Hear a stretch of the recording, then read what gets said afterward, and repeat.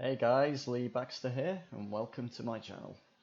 So today I'm going to show you how to set up a character for use in Unity using Makehuman and then use a package called Movement Animset Pro to get it walking and get it responding to controls that you press.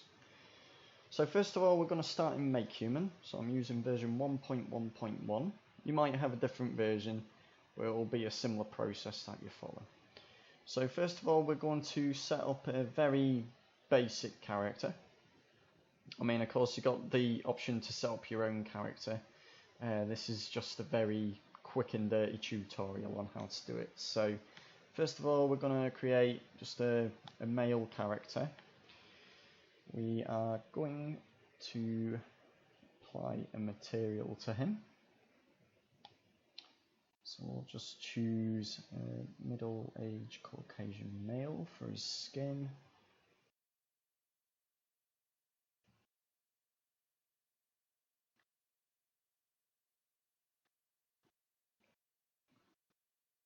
Now what we'll do, you don't have to do this, but we will add some clothes of course.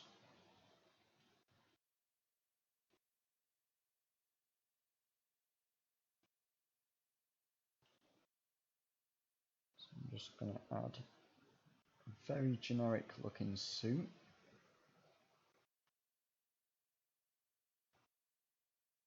Let's tell you what, I'll go for that one instead. Take the suit off. And then we'll just give him some generic looking shoes. Okay. So we go on to the hair. And all the assets that I'm selecting are available in the standard version of Makehuman without having to install anything else. So I'm just going to use short 2. Just a decent looking mop of hair there. And this is completely optional, but I always like to add teeth and add some eyebrows. I'll just add some eyebrows there, add some eyelashes, and then also add a top. Okay, so that's our character mainly set up, but there's a couple of things that we have to do to get him working within Unity. So the first thing you're going to want to do is go to the Pose/Animate tab. Now, what you want to do ideally is you want to go in the Skeleton tab and set that to Game Engine. You've got the option of setting it to other formats, but Game Engine is the easiest to use if you're not requiring any facial animations, which for the purposes of this tutorial we're not going to do. The other thing is the pose. So you want to set that to the bottom one, which is T-pose, because that's the easiest to work with. Sorry, that's the easy one to work with within Unity. So now what we're going to do is we're just going to go to File, Save, and then we'll call him Jim Bob. Why not? Just choose a location to store it. So I've created a folder. What I generally do is I make a base folder, and then I have 2 other folders when I'm creating Unity projects, and they're called Resources, which contains any kind of assets, and then I've got the folder for the actual Unity project. So we'll just go in Resources, we'll create a new folder called Characters.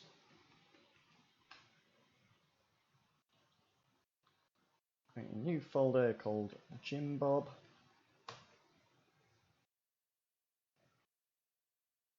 And then we'll save him in there. And click Save. That should have saved him. What we also need to do is export it so that he can be used in Unity. So I'm just going to choose FBX. Make sure you've got feet on ground binary FBX chosen, and your scale units need to be decimeters. Okay, so now what we're going to do is we're going to again make sure we're in the correct folder. So we're going to go to tutorials, go into our folder, and then we're going to save the FBX file there. So let's just save that. So now that's created all the asset files that you need to put your character in Unity. Okay, so the next thing we need to do is close down Makehuman. We don't need that anymore. And then we'll open Unity. Okay, so what I've done here is I've just started a new Unity project. Nothing complex beyond that, just starting with a sample scene which contains a camera and a directional light. Okay, so by default this scene is stored in the scenes folder, and it's called sample scene. Now we're going to add several other folders, but first what we're going to do is, because I'm using Unity version 2019.2.6 F1, you may be using a different version of Unity, but as long as you're using 2018, 2019, it will be roughly the same process that you follow. Okay, so what we need to do is we need to first go into the asset store. And one thing you're going to need for this project is an asset called Movement Animset Pro. I'd highly recommend it. It's an absolutely brilliant asset to use if you're wanting to make all your characters walk and everything. Okay, so what we'll do is you need to go in the folder where your downloads are once you've bought that. And then go into Movement Animset Pro, import the project, and then you'll get this little window that whilst it imports the package. Okay, so that's just loading up there.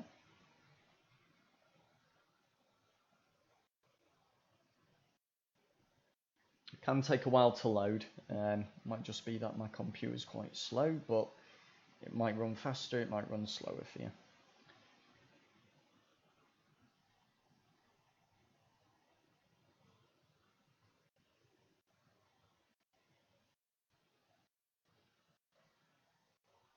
So it's just taking a little bit of time to load up.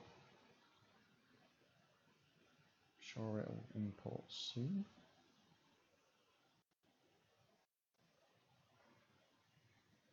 So this movement asset basically contains a bunch of animations that can be used for walking, running, strafing, and you've got all sorts of miscellaneous ones in there as well. So you've got animations for fighting, for patrolling around, all sorts basically, and like I say, it is a pretty handy package to have. If there's any assets you're going to get off the Unity Assets Store, this is one of the ones I'd personally recommend. Right, so you'll get a dialog showing what assets to actually import. So we're going to keep things relatively simple.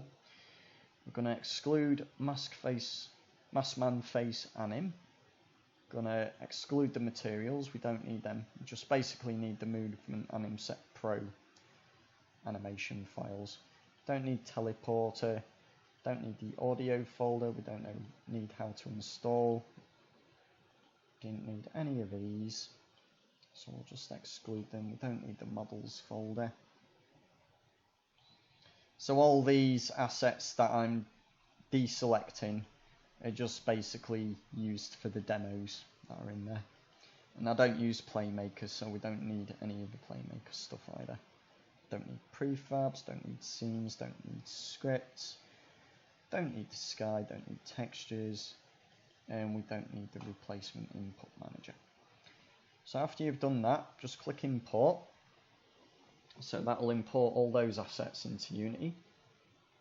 So that's going to take a little while to do because they are fairly large assets.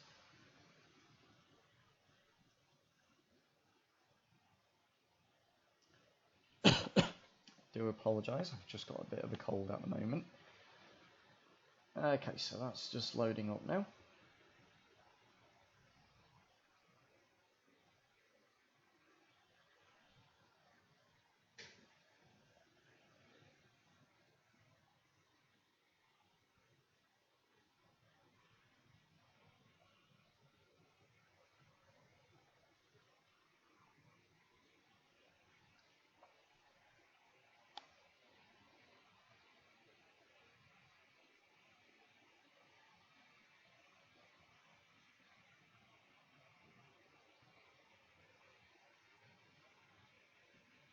Okay, so that's the assets imported, so it'll create a folder called Movement Animset Pro.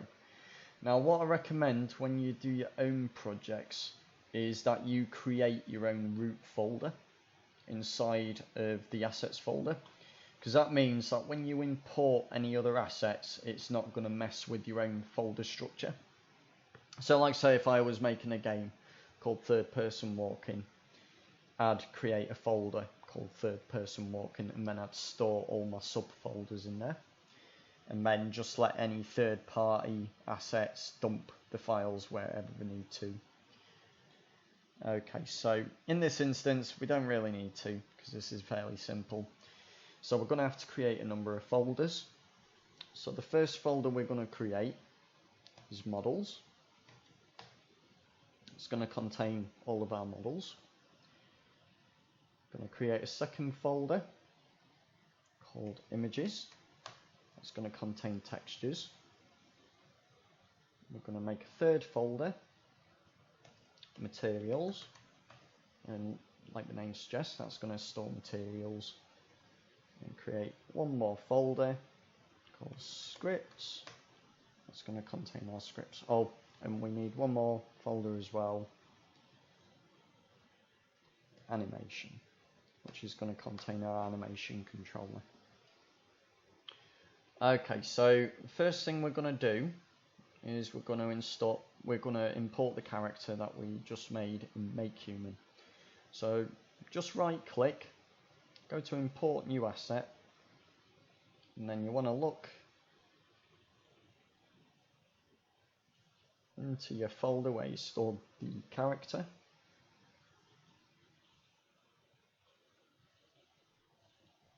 And you want to select the FBX file. So import that. If you go in your inspector, what you need to do, you see that the thing is the model by default is imported with a generic rig. Now in order to make it work effectively in Unity and to make it work with the Animset Pro package, you need to set that to humanoid, and then just click apply, and then things are pretty painless.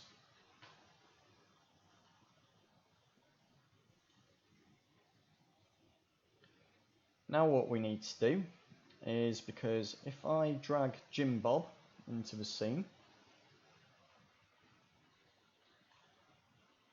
he doesn't look good. Well, it looks good for a statue, but obviously we want him to be textured and everything. So what we're going to have to do is go in our images folder, import new asset again. This time go in the textures folder, which is where Makehuman dumps all your textures. Select all of them, click import. That'll load them there. Okay, so what I'm going to do is I'm going to rename these just to make a bit more sense in the project. So being as we called our character Jim Bob, I'm going to call that Jim Bob underscore eyes. And we've got the eyebrow one here, so that's going to be Jim Bob underscore eyebrows. Eyelashes, which is Jim Bob underscore eyelashes.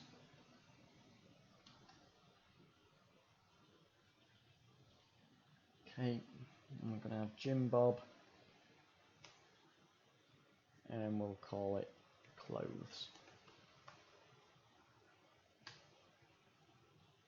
And then we've got another one here in this case where it's a normal map, so we need to put Jim Bob clothes normals.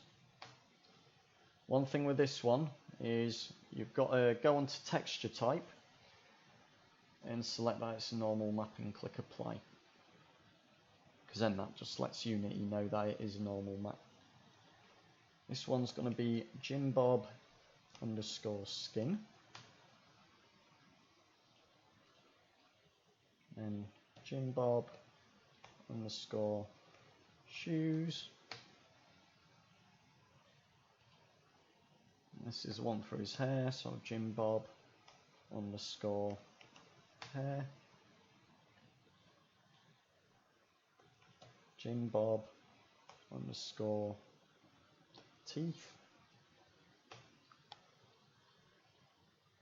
and finally Jim Bob underscore tongue. Right, so they're the images imported. However, they're not materials yet. So we'll create our first material. So create a new material on our drop down context menu, and we'll call it Jim Bob skin. Now, we want to select the albedo to be our skin texture. But one thing is we don't want the skin to be that shiny, so we'll set it to 0. Let's say 0.2. That should be good enough. I'll drag that onto his skin, and voila, you've got his skin. Next thing we'll do is we'll create his clothes. Actually, I'll tell you what, we'll create his eyes. So create the eyes texture following the same process. Now I want to select the eyes texture,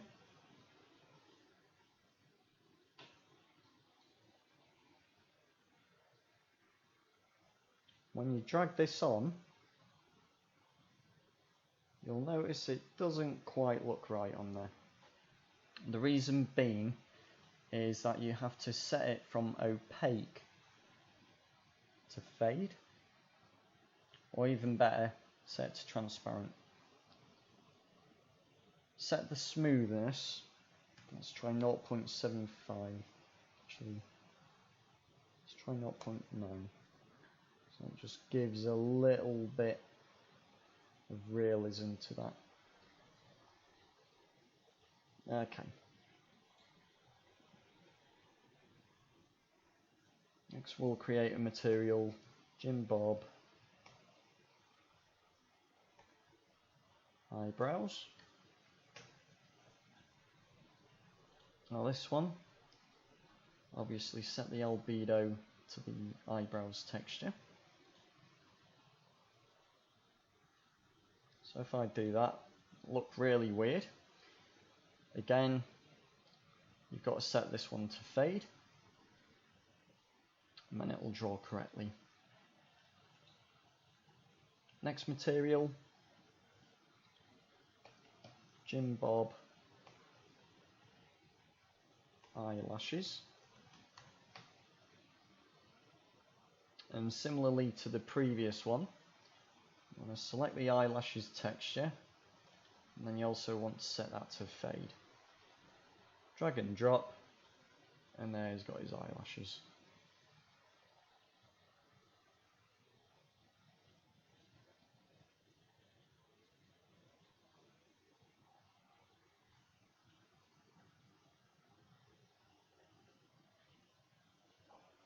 Okay, next thing we're going to do is just temporarily hide the Jim Bob mesh, because we want to apply materials to his teeth and his tongue.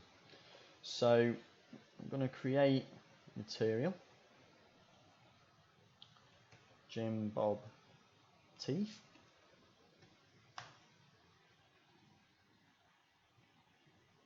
So we're going to set that to the teeth texture.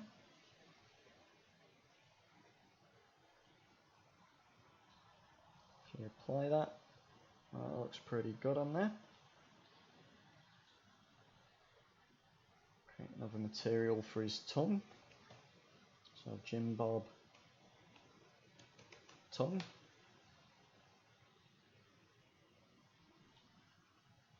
And select the albedo as the tongue texture. And I'll set in there. I mean, in reality, you're not really going to see the teeth and tongue in this case, but it's just to give you an idea of how you get those set up. Okay, so that's that done, so we can show his face again. Next one we want to do is his hair.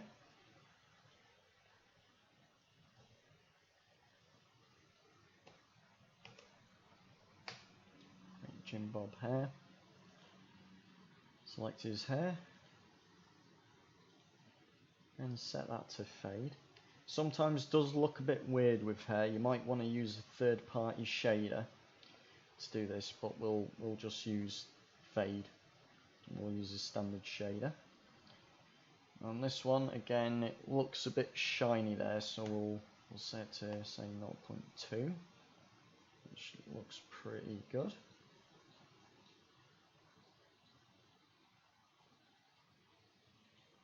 Okay, so now we'll create the texture for the material for his clothes. So that's Jim Bob clothes. Now on this one, set the albedo to just the albedo clothes texture. However, with this one, with it having a normal map, set the normal map as well. Apply that on there. Looks pretty good, a little bit shiny again, so we'll just give it 0.25 for the smoothness. And the last one we need to do is just these shoes. So create another material, Jim Bob shoes. Select the albedo as his shoes.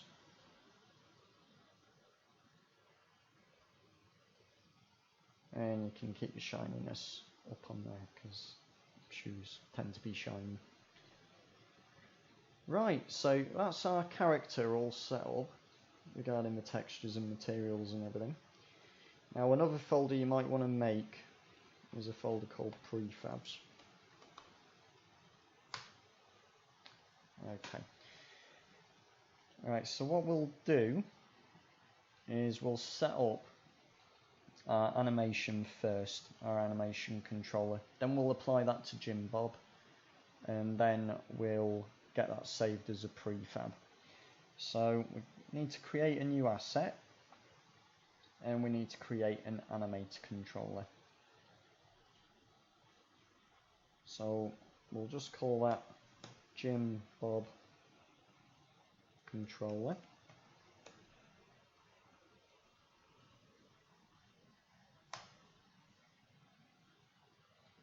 Now, what you want to do is double click on there, and then it will open the animations window.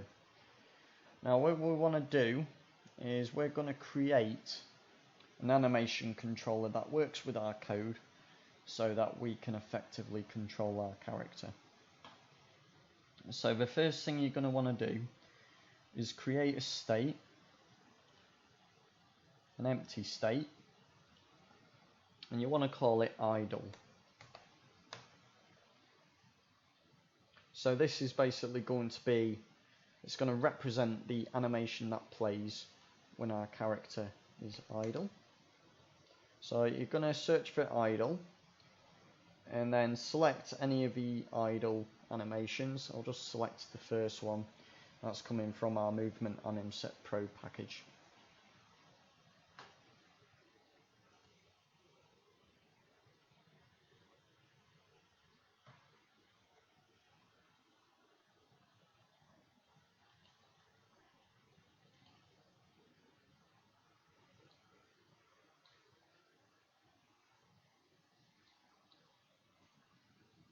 Okay.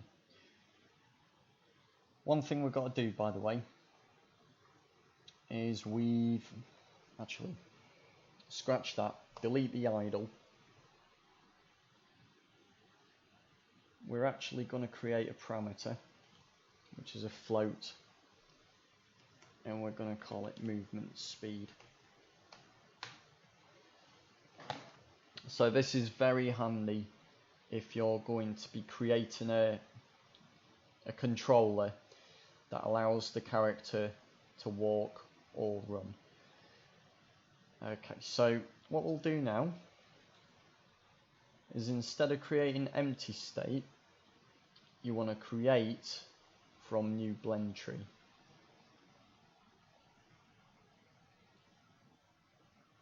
Okay, so we're just going to call this movement.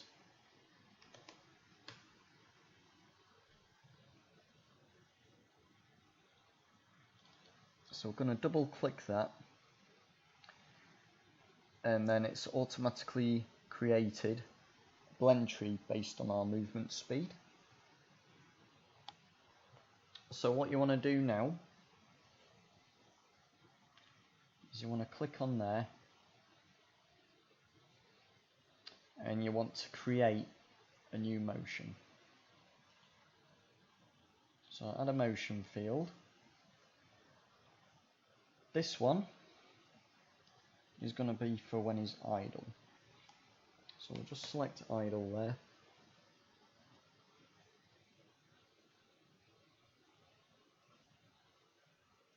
Select our idle animation.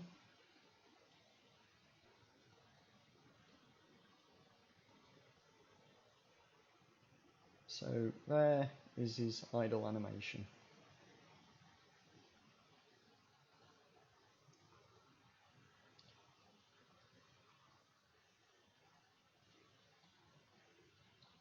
Okay. We want to add another one.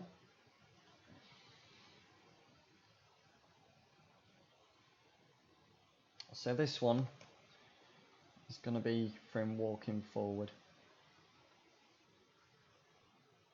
So I want that to be walk forward loop.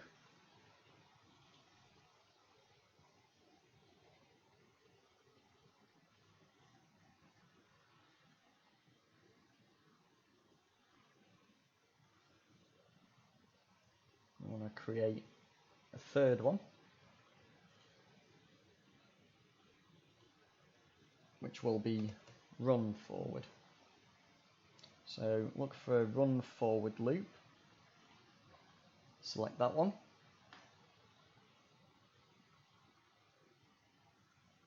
And now we're going to go in the opposite direction.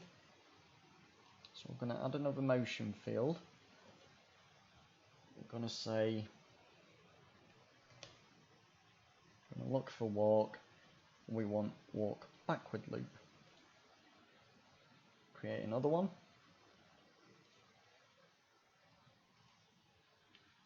And look for run, and we want run backward loop. Now we need to set all of these values.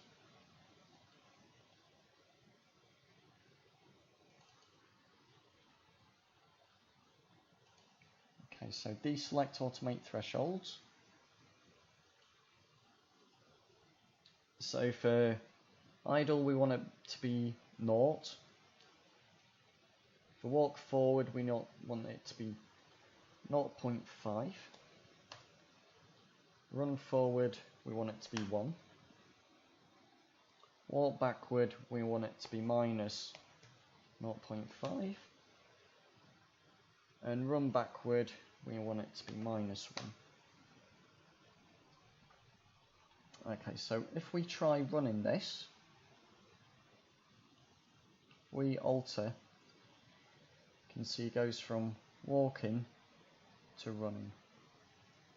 So blend trees are a really handy way of getting your character to transition smoothly between idle, walking and running. Okay, so we're going to save this now. So let's just save our project, save the scene, and then we're going to come out the animator. So we're back in our scene now.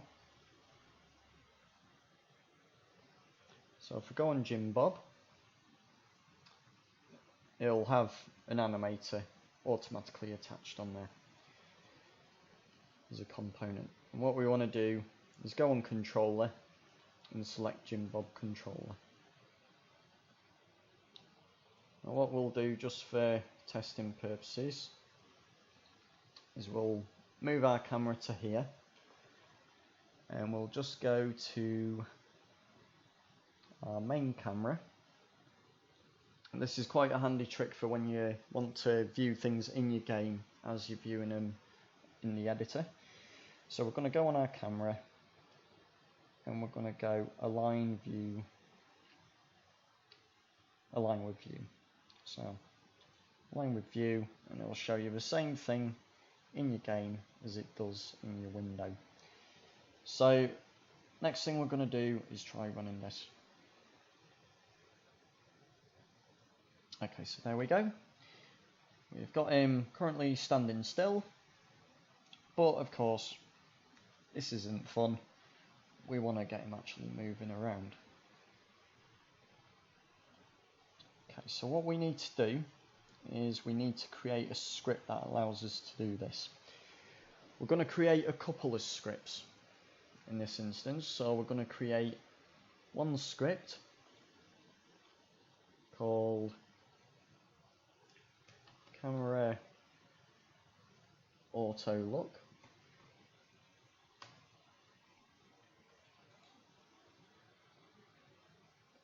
I'm going to create one called Jim Bob controller. Okay, so I'll explain why I've made two different scripts. So the first script is going to be responsible for making our main camera auto pan so that it can keep focusing on the character when we move them around. So it's just really a testing script. The second script, Jim Bob controller, is going to be the one that does the magic of reading our inputs from the keyboard or from a gamepad or whatever you're using and actually making the character move. Okay, so we'll first go to Jim Bob we'll first go to Jim Bob controller. In fact, we'll open both at the same time in the editor, make things easier.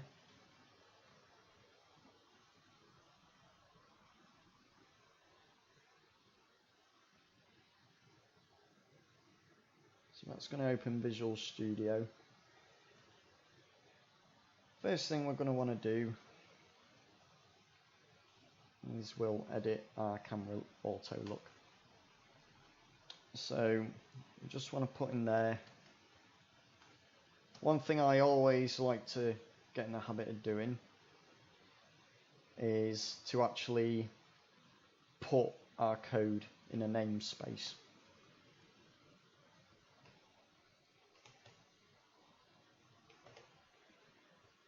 The reason why is because sometimes you will write code and the name of your script clashes with another third-party class.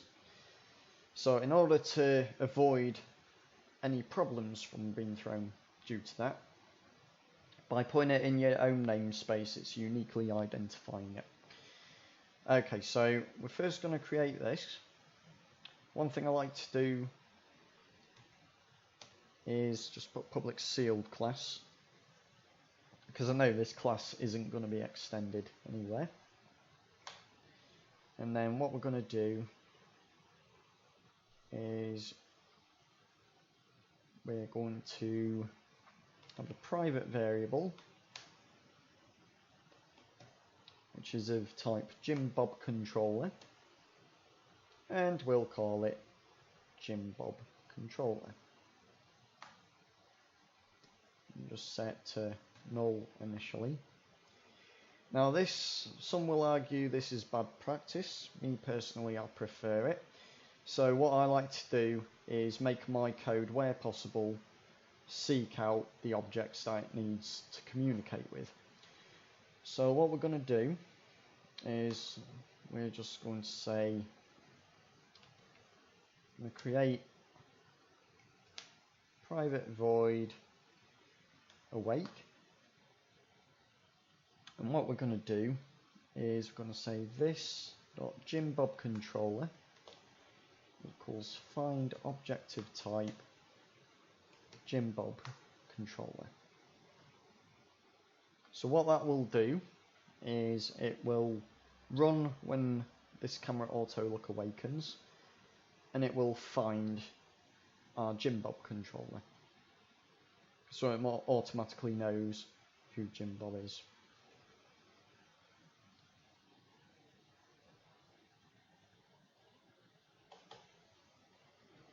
Now we're going to create a second method for update. In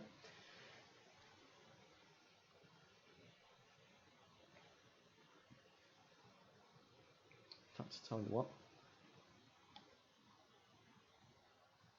what we'll actually do is we'll call this private animator. Call it Jimbob animator.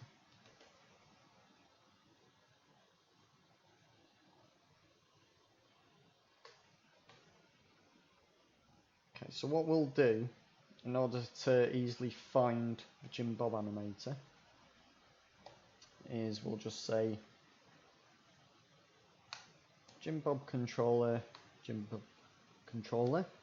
equals find objective type Jimbob controller.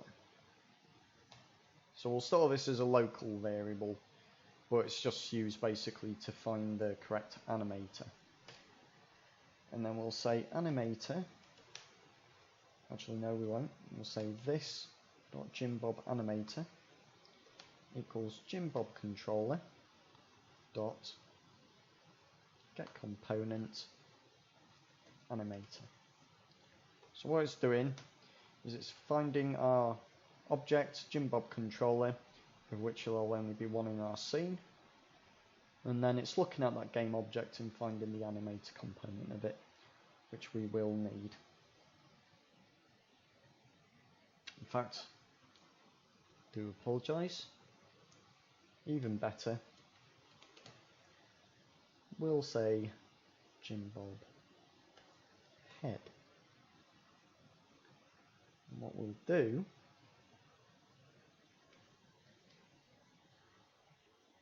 is we'll say that's equal to Jimbob controller dot get component animator dot get bone transform human body bones dot head. So let me explain what this is doing. It's first finding our Jimbob, locating the animator component that's attached to him, and then it's finding the transform of the head bone. So what it's basically going to do is the camera is going to track where his head positions.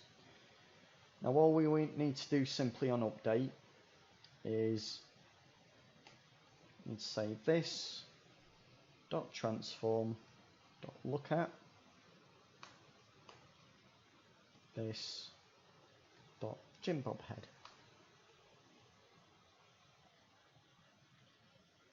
That's that code done.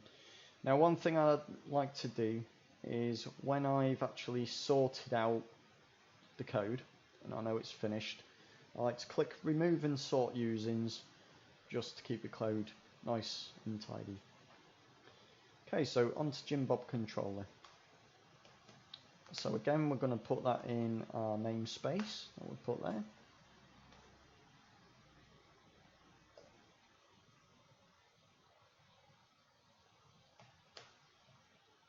Again, okay, sealed class, just remove this for the time being.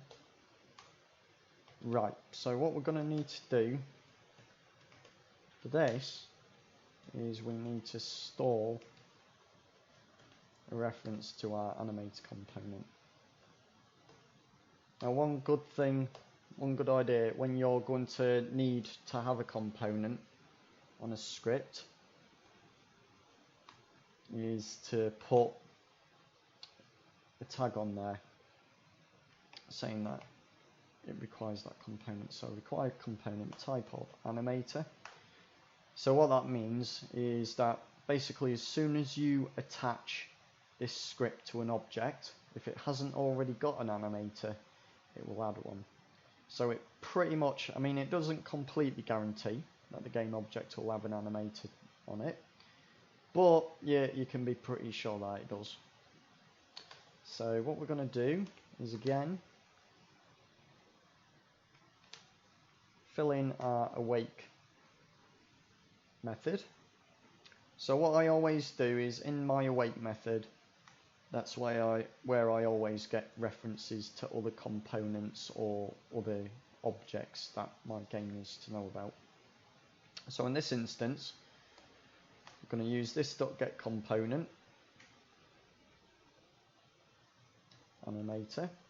So basically we're trying to find a component of type animator that's attached to this same object, and then it will store it in animator component. Right, so this is where the magic happens. So we're going to do private void update, and I'm just going to quickly go back to our animator, and it was called movement speed, the variable. Now that's very important, because that is what we're going to be referencing inside of our code. Okay, so the first thing we're going to want to do is control our character. It's going to want to say float horizontal axis equals input dot get axis horizontal, and float vertical axis equals input dot get axis vertical. Okay, so what this is basically doing is it's looking at our inputs that are set up by Unity within our project, and by default Unity does include horizontal and vertical axes, which are controlled by the arrow keys basically. So the next thing we're going to want to do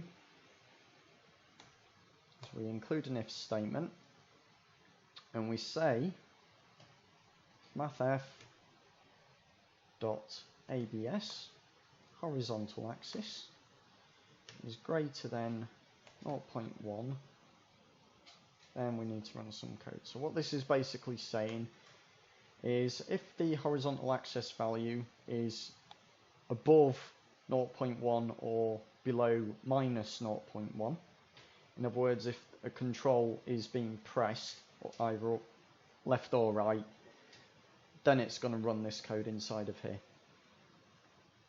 Now one other thing we want to do in here, what might be good practice, is we're going to put a constant in here, so public const float, and we're going to put turning speed, and that is going to be equal to say 180. So that's degrees per second. That is going to turn when we're pressing either arrow key. So now what you want to do to actually rotate him is you just go this dot transform dot rotate,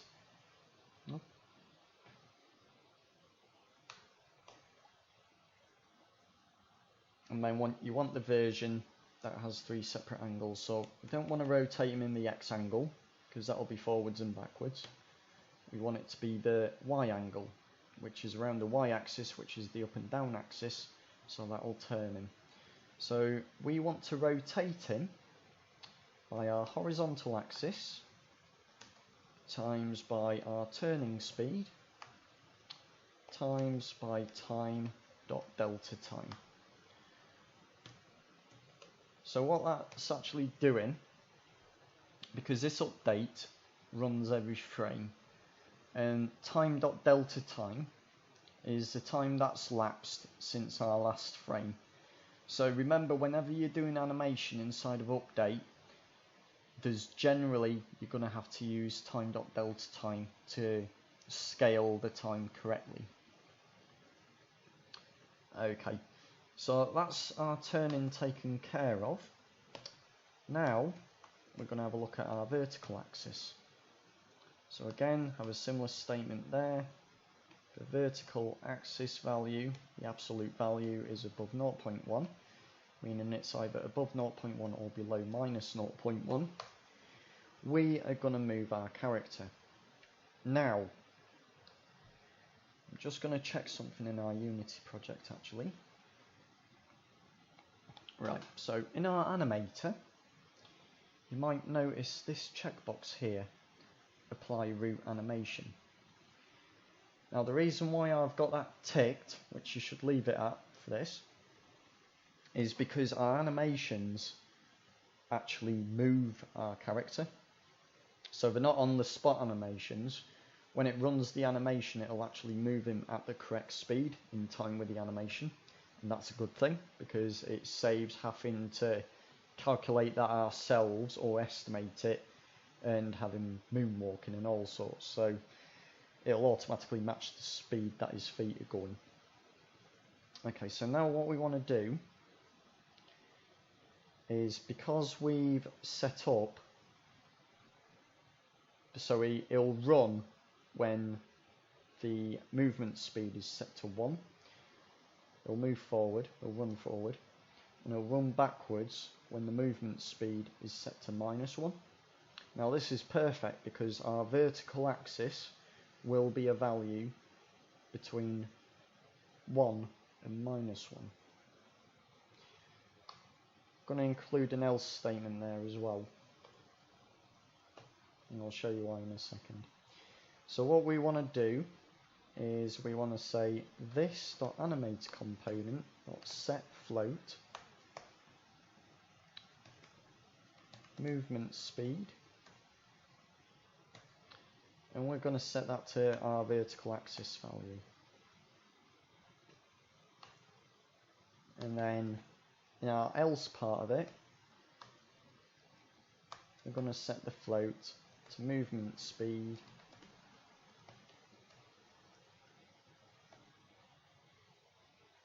(0). Right, the reason why I've got an else branch on there is because if we set our movement speed to say 1 and then the user releases the key, then what's going to happen is it's not going to run this code anymore. So it's going to keep running when we release the key.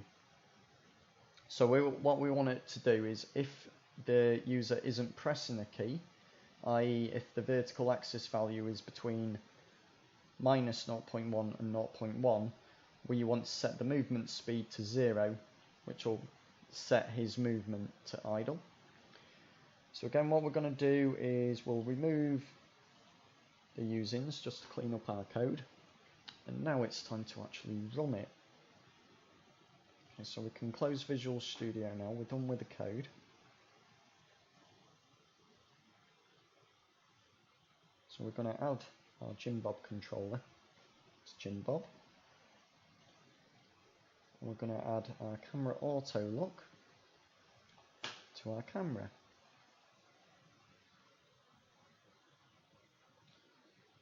I'll click play and hopefully it should work.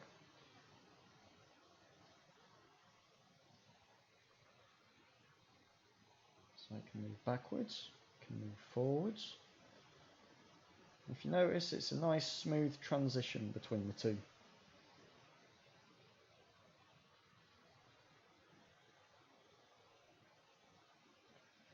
Okay guys, so there you have it. That's how to get a character moving in Unity using Makehuman and Movement Animset Pro. Thanks for watching the video. If you like the video, please click subscribe and please feel free to comment in the section below.